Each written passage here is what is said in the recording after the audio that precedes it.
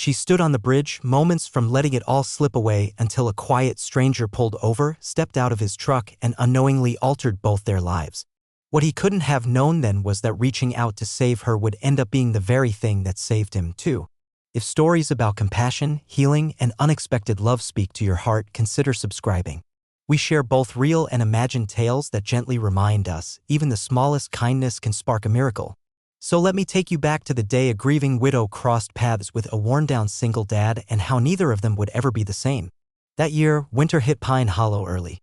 Not with soft flurries or postcard charm, but with sharp winds and snow that buried the sidewalks by dusk, daring anyone to leave their homes.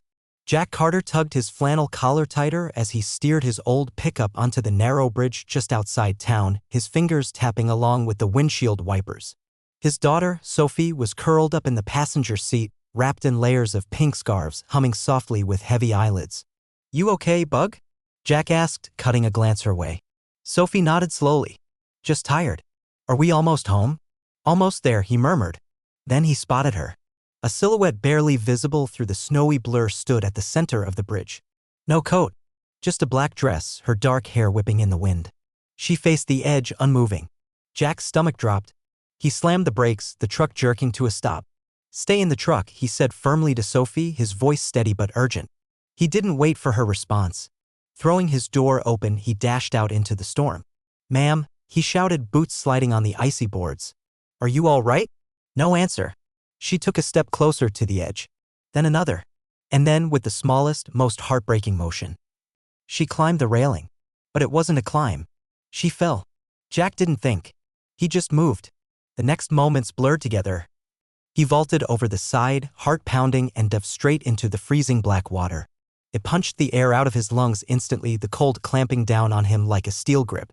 Still, he fought his way toward the splash, kicking hard through the current. Her body surfaced a few feet away, limp, drifting aimlessly. He reached her, hooked his arm around her waist, and began paddling back with everything he had. His hands turned numb. His arms burned. But he held on. By the time he reached the muddy bank downstream, a pair of headlights flickered in the distance. Someone must have called. Someone had seen. He collapsed onto the shoreline, dragging her up onto the rocks. He pressed 2 fingers to her neck. A faint pulse. But it was there. She didn't speak at the hospital. Not after they cleared the lake water from her lungs. Not when the nurses gently asked her name. Not when they handed her clean clothes or murmured words of comfort. The staff simply exchanged looks. That quiet, knowing kind of look that only comes from those who've watched someone come back from the edge but not quite whole. Jack waited outside her room, his coat still damp, hands buried deep in his pockets. Sophie clung to his leg, her eyes round and searching. "Is she gonna be okay, Daddy?" Jack turned toward the hospital bed. The woman lay curled beneath the blanket, a cut above her brow, lips pale, eyes closed. "I think so, baby." Her name, they learned, was Ella Jamesnet. She was 31. A widow. Her husband had passed just 6 weeks earlier. Jack got the rest from a nurse, an older woman with salt and pepper hair who'd found a folded driver's license tucked inside the back of Ella's boot. No next of kin. No emergency contact. No ring. Just a name. And a whole lot of pain. The nurse exhaled, soft and sad. Some folks fall so far down it takes someone else jumping in to bring them back. Jack didn't respond. But her words settled into his chest and stayed there. 3 days passed. Ella still hadn't spoken. The hospital was preparing to discharge her. She had no family. Nowhere to go. So Jack followed the only instinct that felt right. He took her home. Behind his cabin, the guest house wasn't anything fancy. Just a cleaned-up old woodshed with windows held together by patchwork glass and a space heater that clattered like it had asthma. But it was warm. It was clean. And it was quiet. Ella didn't argue. She stepped inside, sat down on the edge of the bed, and stared straight ahead, lost. "I'll bring you some dinner later," Jack said gently. No pressure to say anything. She nodded once. And for the first time since that night, she moved because she wanted to. Sophie, naturally, was full of questions. Why did she jump? Was she crying? Is she going to live with us forever? Jack didn't have many answers. That night, as he tucked her into bed, he kissed her forehead and whispered, "Sometimes people break, sweetheart. But that doesn't mean they're gone. Sometimes they just need a little time to gather the pieces again." Later, Jack stood at the kitchen sink, staring out at the snow-draped trees. In the distance, a faint light blinked on in the guest house window. Just a flicker. But it meant something. She turned on the lamp. She hadn't given up, not all the way. And neither would he. After breakfast, Sophie returned to her drawings while Ella stayed seated, slowly tracing the knot in the wood grain of the table with her fingertip. Jack didn't press her. He simply washed the dishes in silence and gave her space. Eventually, she spoke again. "You didn't have to save me." Jack paused, dish in hand. "I didn't think. I just moved. Most people wouldn't have jumped in." "Well," he said, "I'm not most people." Ella lowered her gaze. "It wasn't for attention or anything. I didn't plan it. I just broke. One minute I was walking and the next I was climbing." Jack dried his hands on a towel and leaned back against the counter. "What happened?" he asked gently. Her eyes met his shiny, unfocused, but dry. "Everything." She began to unravel the story piece by piece. Her name was Ella Jamesnet. She married young, loved hard, and followed her husband, James, wherever his work took them. He worked long construction shifts as a site supervisor, and she held down everything else, managing the home, the bills, and caring for his aging parents. She never minded. She was proud of the life they built together. But then the storm hit, a literal one. James died in a scaffolding collapse during high winds. That morning, Ella had begged him to stay home. She'd felt uneasy. Something had been off. But he left anyway. The company labeled it a freak accident. His parents, however, needed someone to blame, and they chose her. They accused her of pushing him to keep working, said she always worried too much about money, claimed it was her fault. "They said I killed him," she whispered, her voice trembling. "That I made him go in that day." Jack felt a knot tighten deep in his chest. "You didn't," he said firmly. "They told me to leave the house. Said I wasn't welcome at the funeral gathering. That I'd humiliated the family by breaking down in front of everyone." "Jesus," he muttered under his breath. "I had nowhere to turn. No job. No savings. Everything we had was in his name. I spent the last of my money on a one-way bus ticket to nowhere. I just ended up here. I was walking across that bridge because I honestly didn't know what else to do." Jack didn't respond right away. The only sound in the cabin was the soft scratching of Sophie's pencil in the next room. "Thank you," Ella said again, more quietly this time. "For pulling me out. For not looking at me like I'm fragile glass about to shatter." Jack's voice was steady when he answered. "Even broken glass can catch the light." That day, she didn't stay long, just long enough to sip her coffee and listen as Sophie read her a poem about squirrels with great seriousness. But it was something. When Ella stood to go, Jack handed her a small cardboard box. "What's this?" she asked, hesitant. "Couple sweaters, some blankets, and a space heater I managed to fix." She paused, unsure. "They're not gifts," Jack said. "Think of them more like tools. For starting over." Ella blinked. Her eyes glossy but with a hint of resistance. She took the box. "Starting over," she repeated softly. "That's a big ask." Jack gave a small shrug. "You already did the hardest part." She tilted her head slightly. "What part's that?" "Choosing to stay." The guest house creaked under the weight of the cold. The kind of sound that only came when the wind found its way just right. Not loud, not sharp, more like a memory slipping down the walls. Ella sat on the edge of the bed, bundled in one of the thick sweaters Jack had left behind. Her hands rested neatly in her lap, still and quiet. But her eyes moved constantly, studying the corners of the room as if trying to memorize the boundaries of this strange, new space. It was a small room. Just a twin bed, an old dresser, a wooden chair near the window. No TV. No mirrors. Only a hush, thick curtains, and the lingering scent of cedar. Silence was fine. Silence didn't judge. But it didn't offer answers either. Jack didn't hover that first week. Once a day, he'd knock gently, offer food, ask if she needed anything, and if she didn't answer, he left without another word. Sophie, however, had a different approach. By Wednesday, the little girl was crafting drawings every afternoon and slipping them under Ella's door. Each had a label in careful crayon. "That's me and you. This is your house now. I made you a dog. He's quiet too." Ella couldn't help herself. She smiled. For the first time in, she wasn't even sure how long. On Friday, the door creaked open. She didn't walk away. Not yet. But she stepped onto the porch and sat quietly in the sunlight. It wasn't warm by any measure. But the light felt honest. Necessary. She brought Sophie's drawings with her, spreading them across her lap. She hadn't drawn in years.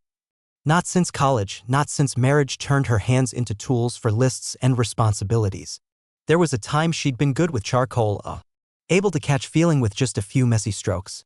But somewhere along the way, those hands became oven mitts and laundry folders. Life had turned art into tasks. She sighed and picked up a stray crayon Sophie had left behind on the step.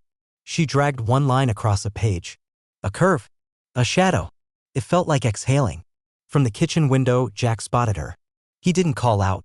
He just leaned against the counter watching as she sat in the winter sun, head bowed. Like she was listening to something only she could hear. That night, he quietly left a box at her door, no note. Inside, colored pencils, fresh sketch pads, sharpeners, and charcoal sticks still wrapped in their paper sleeves. He didn't knock, but by morning the supplies were gone. By the next week, Ella was starting to come into the main house for meals. Not every meal, but enough that the kitchen began to sound less like echoes and more like life.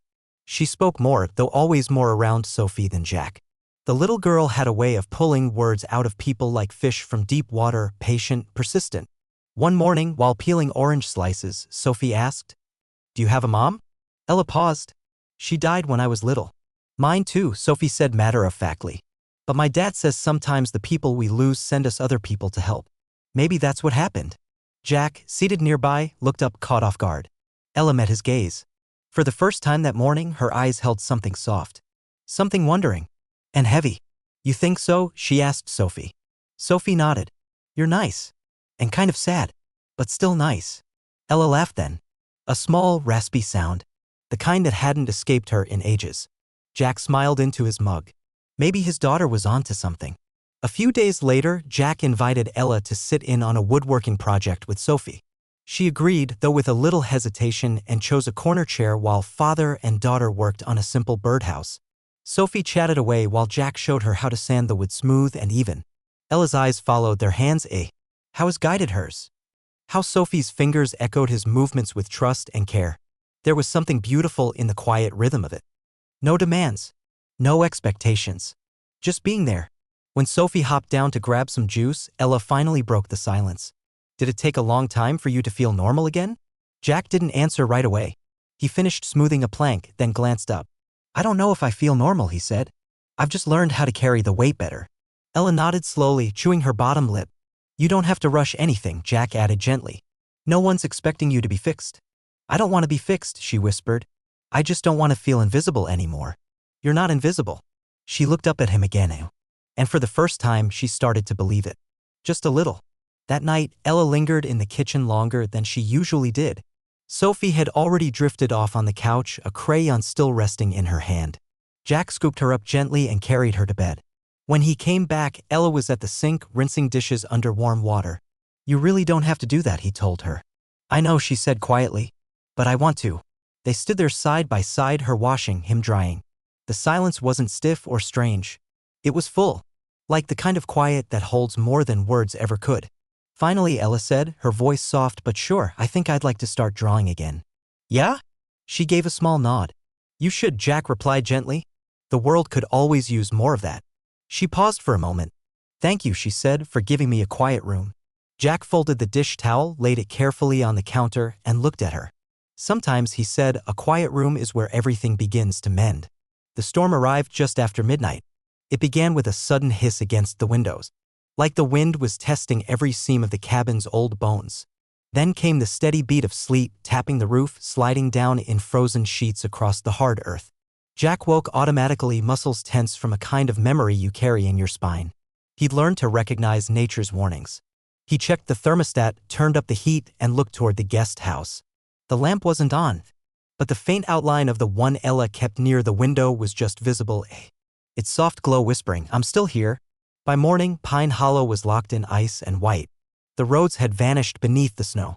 Trees bent low under its weight, and snowbanks leaned against mailboxes like drunks trying to stand upright. Inside the cabin, it smelled like oatmeal and cinnamon. Sophie, her hair tangled and still in her mismatched pajamas, sat at the table coloring. Jack moved between the coffee pot and the radio, tuning the dial with one hand. "No school today," the announcer said with too much cheer. "No mail, no travel. Just hunker down and ride it out, folks." Jack wasn't shocked. What caught him off guard was the knock at the back door. He opened it to find Ella, bundled in a thick wool coat someone had likely donated. A light dusting of snow clinging to her hair. Her cheeks were pink from the cold. In her hands, she held a foil-covered casserole dish. "I hope this is okay," she said, a little shyly. "I found a box of pasta and figured maybe I could say thank you this way." Jack blinked, surprised. "You cooked?" She shrugged. "Some days I remember how." He stepped aside to let her in.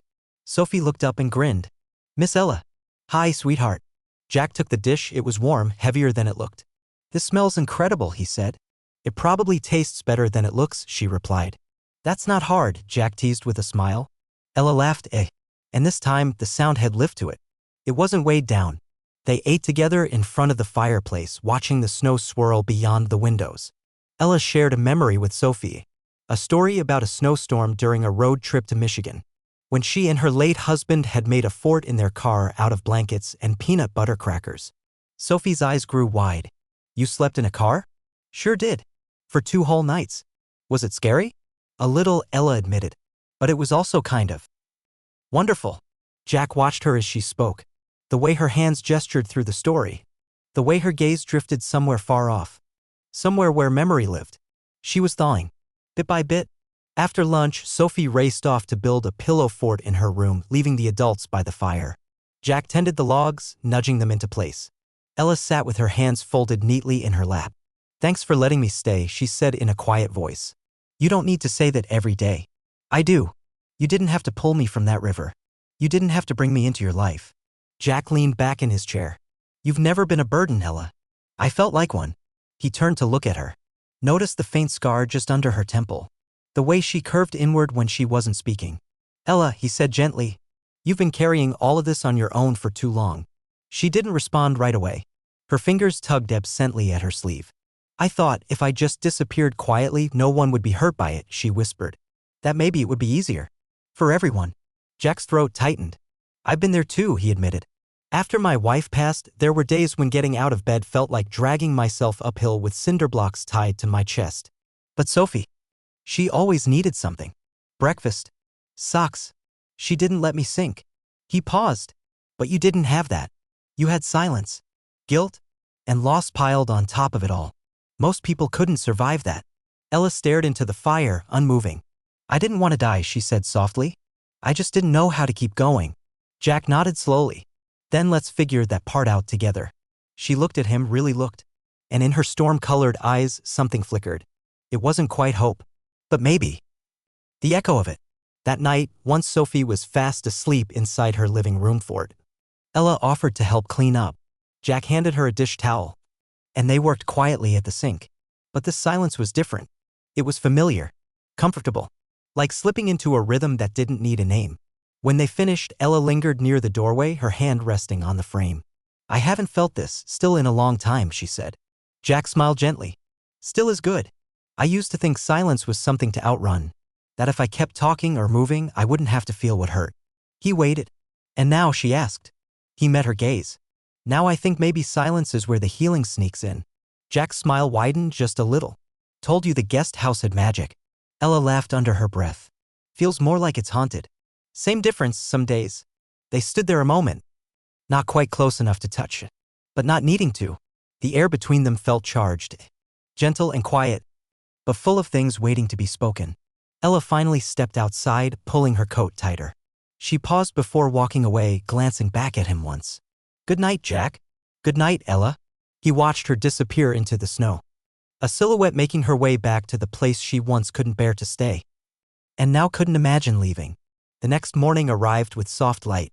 After days of gray skies and punishing wind, the air had stilled.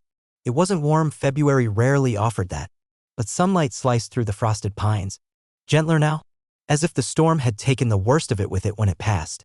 After the storm passed, Jack stepped onto the porch, coffee in hand, the old boards groaning softly under his boots. Through the frosted window of the guest house, he spotted Ella sitting at the small table. Her head was bowed, and her fingers moved slowly across something he couldn't quite make out. He smiled quietly to himself. Not to pry, just drawn in by simple curiosity. Later that day, Sophie came bouncing in, asking if they could build another birdhouse. She loved creating things even when they came out wobbly and the paint always ended up smeared. Jack gathered the tools from the shed, pulled out the extra pine slats, and set up their makeshift workspace out back on the porch. "Can I use the sander?" Sophie asked, her eyes bright with excitement. "Only with gloves," Jack said with a grin and adult supervision. As they wrapped up the measurements, Ella appeared at the edge of the porch. Her scarf hung loosely around her neck, a sketch pad tucked under one arm. "I'm not interrupting, am I?" she asked gently. "Not even close," Jack said, waving her in. You're just in time for sawdust. Sophie beamed. Want to help us? Ella hesitated for a moment, then stepped forward. I've never built anything out of wood before, she admitted. Jack handed her a small carving knife. Well, then today's a good day to start. Her grip was too tight at first. She pressed in too deep, uncertain. But Jack didn't correct her. He simply kept working beside her, giving her space to find her own rhythm. Sophie chattered nonstop, talking about squirrels, snow angels, and how art was clearly the best subject in school. Ella listened more than she spoke. But she stayed. And then, without realizing, she began to carve. At first, her hand moved tentatively. Uneven lines, hesitant curves. But then her motion slowed, became deliberate. Jack glanced over and saw it. A heart. Not the smooth, cartoon kind, but the real thing. Curved slightly, textured, imperfect. Rough in places. But honest. It was beautiful. Ella stared down at it, almost surprised. I didn't mean to carve that. Jack's voice was soft. Sometimes our hearts show up even when we're not trying to find them. She looked up at him. For a moment, something passed between them. A quiet warmth. That evening, Ella placed the wooden heart on the windowsill in the guest house. The last bit of golden sunlight caught its edges, casting a delicate shadow across the sill. She stood there a long while, watching the trees, the outline of the main house. Weeks ago, she had arrived here hollow. Now she was carving again. Drawing. Cooking. Even laughing. None of it had been in the plan. But grief, she realized, doesn't always leave. Sometimes it shifts it. Makes space for something new. At dinner, Sophie insisted that Ella sit with them again. She'd even made a sign for the birdhouse. Feather Palace. No squirrels allowed. Ella chuckled when she read it. That feels a bit exclusionary. Squirrels don't pay rent, Sophie said with authority. Jack raised an eyebrow. And birds do. They're prettier, Sophie replied without missing a beat. Ella's laughter rang through the kitchen, and Jack just watched her for a moment. The curve of her cheek. The way she tucked a strand of hair behind her ear when she smiled. Something stirred in his chest. Not new. Not sudden. But alive. After Sophie went to bed, Ella lingered to help Jack pack away the leftovers. She's something special, Ella said, placing a lid on a container. She really is, Jack replied. Sometimes I think she's the one raising me. She reminds me of the man I used to think I could be. He leaned against the counter, watching her. You're still that man, he added. Ella looked down and shook her head softly. She died the day James did. Jack let the quiet stretch between them. Maybe not, he said finally. Maybe she's just been waiting for you to catch up to her again. Ella turned to look at him, her eyes glowing, not with tears, but with something deeper. Recognition, maybe? Or grace? Why are you always so gentle, she asked. Jack's smile was faint but steady. Because I know how it feels to be broken and exhausted. And still show up anyway. Ella took in a long, full breath. Then I think I want to try, she said. Not just existing, but living again. Jack opened a drawer and pulled out a fresh block of softwood. He placed it in her palm. Then carve another heart, he said. As many as you need. That night, in the hush of her room, Ella picked up her sketch pad. She drew a series of hearts, each one slightly different. One had a visible crack. One was whole but worn. One was wide open. Then she drew Jack's hands broad, steady, holding a small carved heart between them. And for the first time in months, she didn't fall asleep crying. She just slept. The thaw didn't arrive loudly. It crept in around the edges. Warmer mornings. Sunlight stretching longer across the kitchen floor. Fewer logs burned each night. It was still February. Still cold. But the sting had softened. Ella began walking the dirt road in the mornings. A scarf wrapped around her neck. Sketchpad tucked under her arm. She always paused at the same curve, where the pine trees opened and Pine Hollow appeared below. The town was just as quiet, just as slow. It hadn't moved on without her. That morning, as she made her way back, she heard voices unfamiliar, sharp, male, raised. She froze. Her chest tightened. The sound came from Jack's front porch. Even before she saw them, she knew who they were.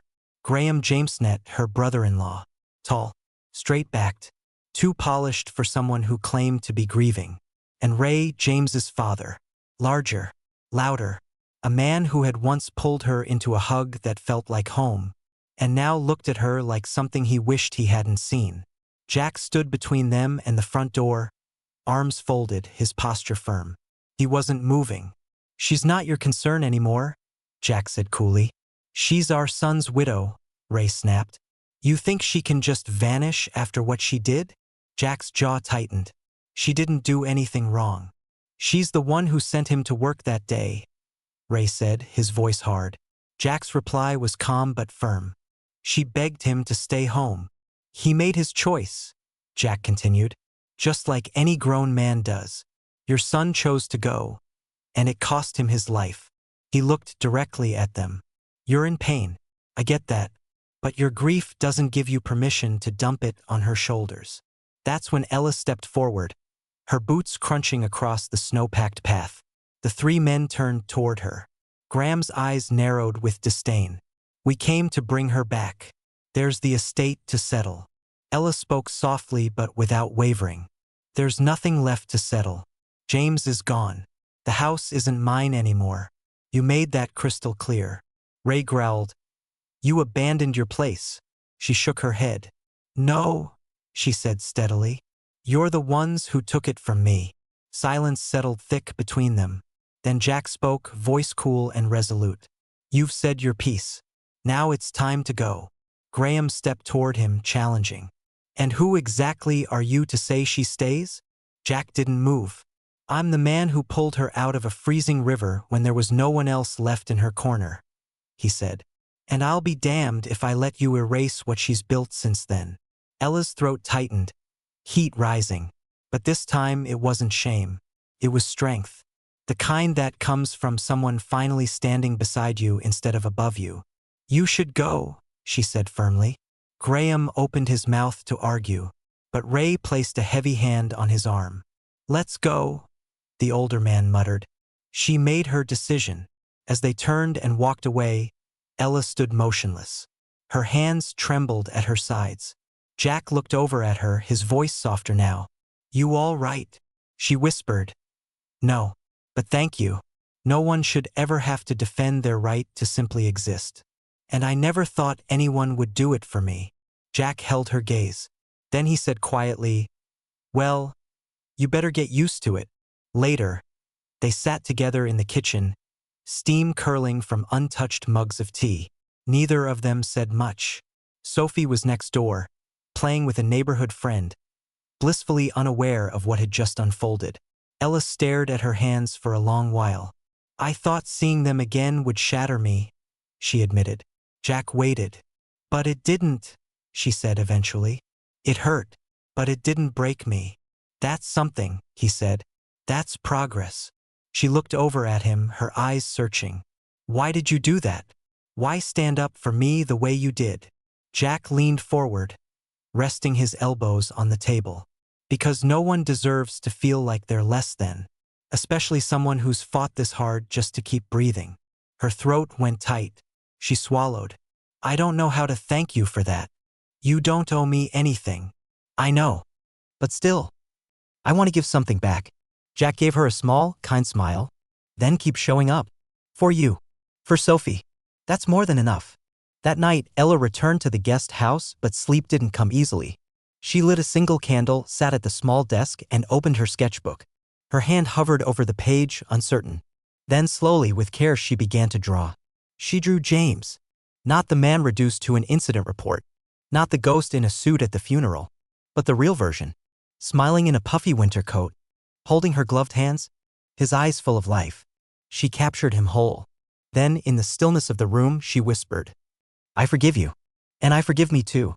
She closed the sketchbook, set it down beside the candle, and let the flame flicker low. In the morning, she crossed the yard with the drawing in hand. I want to leave the past where it belongs, she said as she held the page out to Jack. But I needed to see him one last time. As he really was. Jack took the paper as if it were something holy. He studied it for a long moment. He'd be proud of you, he said softly. Ella blinked back, the weight in her eyes. For the first time, I think I believe that. The box she discovered by accident. She was helping Sophie dig through a closet looking for a specific children's book, the one with the mouse who wore glasses and sold cheese. Sophie was sure it was tucked away in the storage closet near the laundry room, behind the coats, hidden beside some long-forgotten holiday bins. Ella found the book, but she also found something else. A wooden box, plain, slightly dusty, with a brass latch that clicked gently when opened. Inside were letters, dozens of them, each one neatly folded, each one addressed to Anna. Ella froze. That evening, after Sophie had gone to bed, she stood in the doorway to Jack's workshop, cradling the box in her arms. I came across these today, she said quietly. Jack looked up from his workbench, startled. Not angry. Just caught in a vulnerable place. His hands, calloused and steady, tightened slightly around the chisel he was using. I wasn't snooping, Ella added quickly. They were just sitting there. Jack nodded, slow and understanding. I know. The silence that followed was thick, but not cold. It wasn't distance, it was weight. The kind that meant something had shifted. You wrote to her, Ella said gently. Even after she passed. Jack set the tool down and wiped his hands on a cloth. I started the night after the funeral, he said. There was so much quiet. I didn't know what to do with it, so I wrote. Ella stepped closer. Would you mind if I asked about her? He hesitated, then reached for a stool and motioned for her to sit. She did. Anna was kind, he began. Soft-spoken. She baked more than we could ever eat and left warm loaves on strangers' porches just because. She loved wildflowers, never cared much for TV, and made the best blueberry jam you've ever tasted. He paused. She had an aneurysm. No warning. 1 minute she was laughing with Sophie. The next, she was just gone. Ella inhaled sharply. I'm so sorry. Jack gave a quiet nod. It cracked something open in me. Not just the pain, but how fast it all changed. How random it felt. He looked at the box again. I kept asking why. But when no answer came, I just kept writing. Ella ran her fingers gently across the lid of the wooden box. These are beautiful, Jack, she said softly. I only glanced at a few lines, but it's clear you really loved her.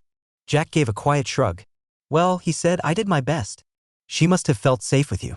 She did. Then his eyes met hers, his voice low and steady. And that's what scares me now. Because I'm starting to feel that way again with you. And honestly, that terrifies me. Ella's breath caught in her throat. I feel it too, she whispered. And I'm scared too. They didn't rush to fill the silence after that. It wasn't awkward. It was shared, felt more than spoken. After a moment, Ella reached back into the box and pulled out a letter. The latest one, dated only 3 weeks earlier. She unfolded it slowly and began to read aloud. Dear Anna, Sophie still asks if you can see her drawings. I tell her yes because I believe it's true. I think you'd like the woman staying with us. She doesn't know it yet, but she's been saving me in quiet ways. Just thought you should know. Love, Jack? Ella's hand trembled slightly as she held the page. You wrote about me, she said, almost in disbelief. I didn't know how to not write about you, Jack replied quietly. She looked up at him, something raw and unspoken in her eyes. Jack met her gaze without flinching. I wasn't planning to fall in love again, Ella, he said. But I don't think I had a choice. Ella's breath hitched. I'm not ready, she said. You don't have to be, Jack assured her, his voice gentle. But I am. The next morning, the box was gone from the shelf. In its place sat a single sheet of paper, her handwriting, not his. It read, Dear Anna, I think you'd be proud of him. I think you'd be glad he saved me. Even though I didn't believe I was worth saving. Thank you for loving him first. I promise I'll be gentle with his heart. Ella. That evening, they didn't bring it up. No words were needed. Instead, they sat together on the front porch. Sophie curled between them under a shared blanket. The sky stretched wide in soft lavender and fading gold. Jack poured hot cider into mugs and Ella sat sketching pine trees silhouetted on the horizon. No declarations. No plans. Just peace. And the quiet, steady sense that something in their story had shifted. For good. It started with a smell. Cinnamon. Vanilla. And something warm that felt like memory rising from the oven. Ella stood barefoot in the guest house kitchen. An apron tied loosely around her waist. She watched through the glass as scones began to rise, their scent thick in the air. She hadn't planned to bake. Not really. It began with a craving. Then an old recipe card from her mother's tin box. Then flour smudged on her cheek and butter softening in her palms. And suddenly, the guest house smelled like Sunday morning from a life she hadn't touched in years. She didn't cry. Not this time.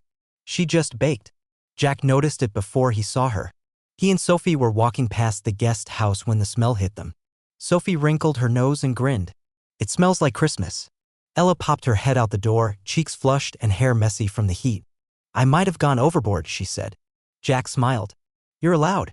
I made extra, she added, handing over a basket covered in a towel. They carried it back to the cabin and unwrapped it on the kitchen counter. Scones. Muffins.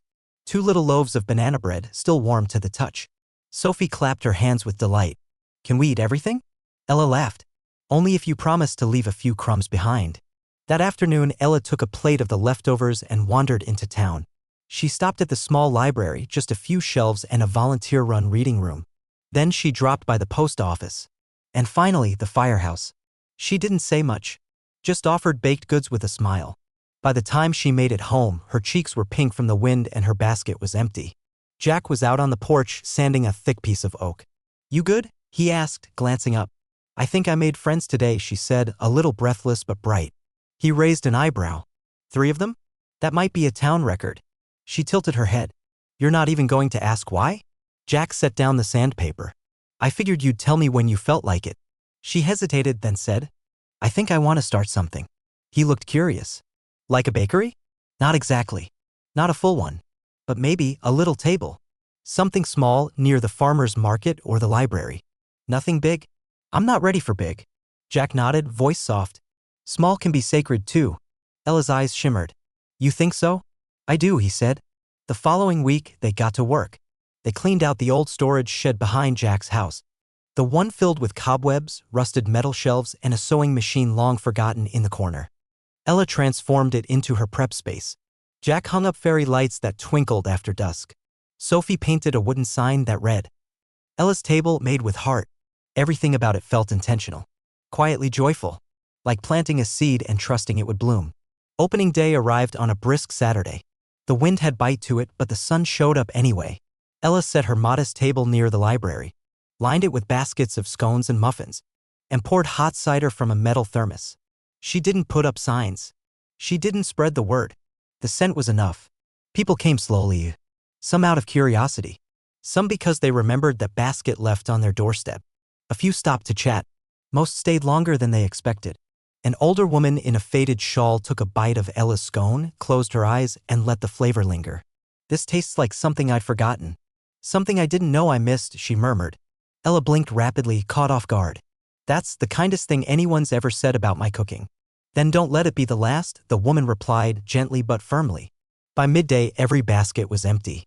Ella packed up slowly, feeling the warmth of the day soaking into her like sunlight, finally trusting her to carry it. Jack showed up just as she folded the tablecloth. "You pulled it off," he said with a smile. "I did," she replied. "How do you feel?" "Starving." She laughed. "I haven't eaten a thing all morning." Jack handed her a neatly wrapped sandwich. Figured that might be the case. As she took it, her fingers brushed his. A small moment, but one that lingered. "Thank you," she said, "for helping me believe I was capable of this." Jack shook his head. "You already were. I just reminded you." "Not entirely," she said softly. They sat side by side on the steps outside the library, eating in comfortable silence. It wasn't about the food. It was about the space they shared, the quiet between them. For just a moment, she leaned her head against his shoulder. And he didn't move away. That evening, Ella returned to the guest house and found a box waiting on the porch. No card. No note. Inside were new oven mitts, a handmade recipe journal, and a tiny glass jar of dried lavender. She didn't need a name. She knew who had left it. And in that moment, she also knew she was no longer the woman who had once stood trembling on that icy bridge. She had hands that baked, neighbors who smiled, a child who drew her hearts, and a man who saw all of her, not just the fractured parts. And for the first time since James had passed, she didn't feel afraid of tomorrow. She looked forward to it. Spring didn't burst into Pine Hollow all at once. It crept in slowly, cautiously, like it didn't want to startle anyone. Snow melted in soft patches rather than sudden floods. Green showed up first in tufts of moss along fence posts, then in determined blades of grass that pushed through the frozen soil as if to say, "We're still here." So was Ella. Not just existing, but present, rooted. She started baking early in the mornings, long before the birds began to stir. Sometimes Jack would wake to the scent of fresh bread and cinnamon drifting in with the morning fog. He never mentioned it, but those mornings felt like something whole. Like peace? Sophie, always quick to notice the quiet things, seemed to sense the shift. Not a dramatic change, just something subtle. One Sunday morning, while Ella wiped jam from her cheek and Jack poured her a second cup of coffee, Sophie looked between them and asked, "Daddy, do you love Miss Ella?" Jack nearly spilled the pot. Ella froze, spoon midair.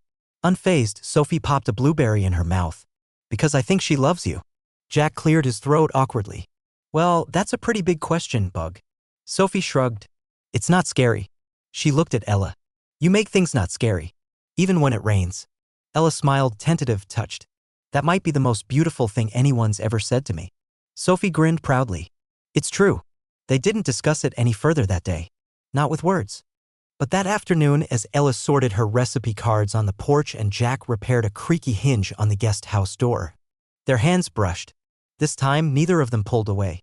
A few days later, Ella stepped into Jack's workshop. He was standing over a block of cedar, brow furrowed in concentration, lips pressed tight. She moved quietly beside him. What are you making? He didn't answer right away. Then, without looking up, he murmured, something for you. I think. Her heart skipped once. She didn't press for details. Instead, she watched the curve of the blade as he carved into the wood with care. You're really good with your hands, she said. Jack chuckled. It's about the only thing I know how to be good at. That's not true. He looked at her, curious. No? Then what else am I good at? You're good with people, she said. Even when you try not to be. You listen better than most. And you never treat me like I'm broken. He set the chisel down, his gaze steady. You're not broken, Ella. You're blooming. She inhaled, sudden and sharp. Not because of the words, but because of the tenderness behind them. Thank you, she whispered. That evening, Jack sat on the porch steps, watching the day's last light sink behind the pines. Ella joined him with 2 mugs, sitting close enough that their shoulders brushed. For a while, they said nothing. Then Ella spoke. Do you ever think about more? Jack turned toward her, brow drawn. More. More than this. More than surviving. More than being friends. Jack took a long, thoughtful sip from his mug before answering. I do. But I worry I'll mess it up. That I'll want too much and lose the only thing that's felt right since Anna. You won't, she said softly. You don't know that. I know what it feels like to be held with kindness, she replied. And I know I'm not afraid of you. That made him meet her eyes. You've never made me feel small, she continued. Not once. And I think that's where love begins, in the kind of safety that allows something to grow. Jack's voice, when it finally came, was thick with feeling. I don't want to rush you. You're not, Ella said gently. Then, what do we do now? She smiled, lowered her gaze, and reached for his hand. We let it grow, she said softly. Like spring, slow but steady. Jack turned his palm over, wrapping his fingers around hers. It wasn't a dramatic declaration. It was something quieter. More certain. An answer. Later that week, Sophie drew a new picture and stuck it proudly to the fridge. 3 people stood hand in hand in front of a cozy little house. Above them, a bright red heart. Next to them, a small smiling dog with no real reason to grin except joy. Jack pointed to the heart. What's that for? Sophie beamed. It means you don't have to say it out loud. From the doorway, Ella watched, eyes stinging, throat tight. Not from sadness. From that rare, quiet ache of being seen. And she didn't have to say it either. Because it was already there. In the bread that rose in the early hours. In the wood shaped by steady hands. In a child's picture that didn't leave anyone out. It hadn't been planned. That morning, Ella had driven into town early like she did every Saturday to drop off warm loaves at the farmer's market. The road curved past Pine Hollow Creek just as it always had. And then there it was. The bridge. The one she had tried to erase from memory. The one where she had once surrendered. And where Jack had pulled her back. She slowed the truck. Pulled over. For a moment, she just sat there, hands resting on the wheel, fingers trembling slightly. Then she took a breath deep and shaky and stepped out. The bridge looked smaller now. Not like a place where things ended. More like a place where something had paused and then quietly begun again. The wood was worn but familiar. The railings still bore the faint nicks and scars of time. And below, the water flowed slowly, no longer frozen, no longer violent. Ella walked to the center. She didn't cry. Didn't flinch. She stood there, closed her eyes, let the wind move through her hair. And whispered. Thank you for not letting me go. Jack found her there an hour later. He hadn't meant to search for her, not exactly. But when she hadn't come home and her phone went silent, a tightness settled in his chest. He followed instinct more than worry. And when he spotted her silhouette standing quietly at the rail, he didn't call her name. He just walked to her side. She turned at the sound of his boots. No surprise in her expression. Just understanding. You came, she said softly. I'll always come. She turned back toward the water. I needed to see it again. This time on my own terms. He stood beside her in silence. It doesn't scare me anymore, she continued. It still hurts. But I'm not afraid. Jack swallowed the tightness in his throat. That's brave. She shook her head gently. No. That's healing. Then she looked at him. You ever come back here? Once, he said quietly. The day after Anna died. I stood right here. Thought maybe if I followed her, I'd see her again on the other side. Ella reached for his hand. Jack's voice was quiet. But then I heard Sophie's voice in my head. She was 2. Could barely speak. But she said, "Daddy." Just once. And that was enough. They stood there together, hands intertwined. 2 people shaped by loss, bound by resilience. And not alone anymore. Then Ella turned toward him. "There's something I want to say," she whispered. "Not because I should, but because I want to." Jack met her gaze, steady, waiting. "I love you, Jack Carter." His breath caught. "I love how you see people. How you never push them. How you sit with their grief like it's not a problem to fix, just something to carry with them." She exhaled, her voice trembling now. "You saved me. Not just that night on the bridge, but in the silence that followed. In the part of me that thought I didn't matter anymore." Jack stepped closer, his hand brushing her cheek, his voice quiet and full. "I love you too, Ella Jamesnet. Honestly. I think I did ever since that second cup of coffee." She laughed, eyes glistening. "That early. I move slow," he said with a crooked smile. "But I fall hard." And then, beneath the pale spring sky, on the bridge that had once nearly taken her life, he kissed her. Not like a promise. Like a prayer. That evening, when they walked through the door, they found Sophie in the kitchen. Flour on her elbows, grinning with pride. "I made cookies," she declared. Ella leaned down and whispered in her ear. "Your dad kissed me today." Sophie gasped. "On the mouth?" Ella laughed. "Yep." Sophie threw her arms into the air like she'd just won a trophy. "Finally." Jack groaned from the hallway. Okay, that's enough commentary from the peanut gallery." Ella knelt in front of Sophie. "How would you feel about us being a real family?" Sophie tilted her head, thoughtful. "Can I still sleep in the middle during movie nights?" "Of course," Ella said with a grin. "Then I'm in." Jack reached over and took Ella's hand. "So am I." That night, the 3 of them curled up together on the couch, a too small blanket barely covering them. A big bowl of popcorn between them. It didn't matter. Ella leaned her head on Jack's shoulder and whispered, "I never thought I'd get the chance to come back." Jack looked at her softly. "You didn't come back," he said. "You moved forward." She smiled, her heart full, not with perfection, but with presence. With the man who pulled her off the edge. With the child who gave her permission to stay.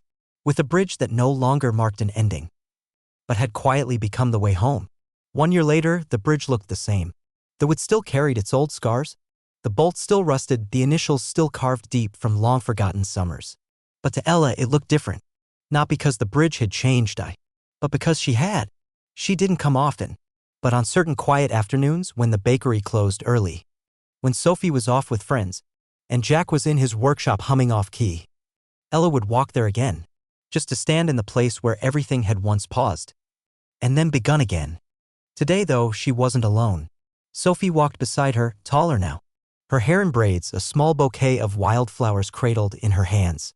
They stopped at the center of the bridge. Ella took a slow breath. "Do you remember the day your dad found me here?" Sophie nodded. "I was in the truck. I was scared." "I was too," Ella said softly. "But you stayed." "I did." Sophie placed the flowers gently on the railing. Like a quiet offering. "For old sadness," she whispered. "So new things can grow." Ella blinked back tears, her throat tight. "You might be the wisest soul I know." That evening, back at the cabin, Ella stepped outside and found Jack near the fire pit, tending the glowing coals. He turned when she walked up. "She asleep?" "Barely," Ella said with a smile. "She kept asking how much longer." Jack chuckled. "She's probably more excited than I am." "Doubt it," Ella said, sitting down beside him. "Not possible." They sat there together, wrapped in the hush of evening, watching the embers flicker low and warm. After a while, Jack spoke quietly. "I never thought I'd get this again."